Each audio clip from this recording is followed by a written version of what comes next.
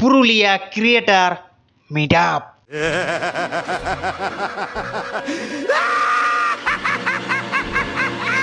ও বেহন চোদ gold cup, wow Olympic winner man. দাদা গোল্ড কাপ জিতে গেলেন, কি খান আপনি?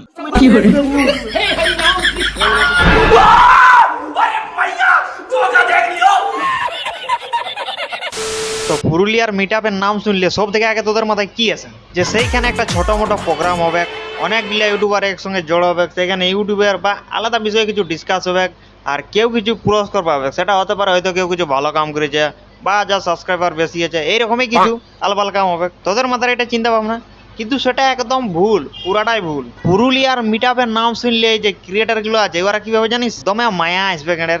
একই দিনে এক মাসের রিল বানাইলি বা রোজে একটা একটা ছাড়তে থাকবো, আর তার লোক বড় কথা ফ্রি এড়ে খাতে পাবো।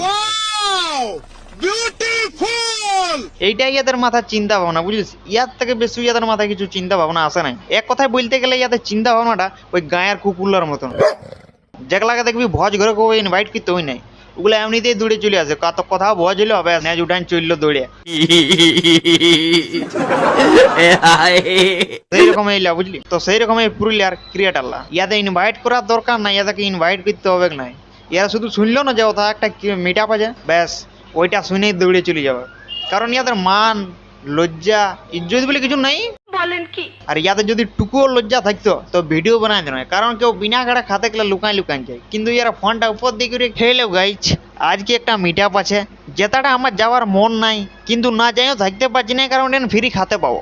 বাত তো সহি আর তারপরে ওখানে যায় নিয়ে এদিকেও যে ন্যাচ ডালে ঘুরে বলবে, তারপরে বলে হ্যালো গাইজ, আমাদের সব কিছু হয়ে গেছে, এইবার আমরা খাবার খাতে আছি। এই খাবার খাতে বসে গেলি, এইদিকে ওই দাদা ওই দাদা ওই দাদা বসে আছে, আর দেখো কত কি খাতে দিয়েছে।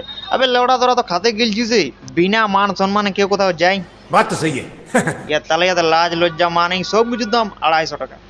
আর ভিডিও বানাই বিনা এইরকম মেডেল দেখাবে, সোনার কাপ দেখাবে, জানবি এটা অলিম্পিক লে জিতে এনেছে। লড়া চায়ের কাপের মতন সবকে বাঁটে বলে একটা একটা।